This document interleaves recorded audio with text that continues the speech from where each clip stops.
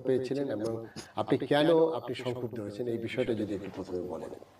আসসালামু আলাইকুম, শুভ দুপুর সবাইকে। আমি আসলে কখনোই চাইনি যে একটা প্রতিষ্ঠান যেটা সানবিজ বাই তনির মতো এতগুলি আউটলেট আছে তারা কখনোই প্রাতিষ্ঠানিকভাবে ক্ষতিগ্রস্ত হোক।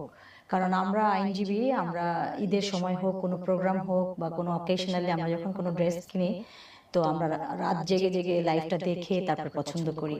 এবং আমি ওনার কথা দ্বারা মুগ্ধ হয়েছিলাম। উনি পরিষ্কার বলেছিলেন এটা পাকিস্তানি ড্রেস এবং এটা অরিজিনাল, এটা রেপ্লিকা না। তো আই বিলিভ ইন হার ওয়ার্ডস। তো পরে যখন আসলো কাপড়গুলো, তো আমি শুধু 3টা ড্রেস অর্ডার করেছিলাম, একই কালার, একই ডিজাইনের, 3টা ডিফারেন্ট কালার। তো আমি রেখে আমি চলে গেছি। আমরা তো 5 ডেজ এ উইক কোর্টে থাকি, খুব ব্যস্ততার মধ্যে থাকি।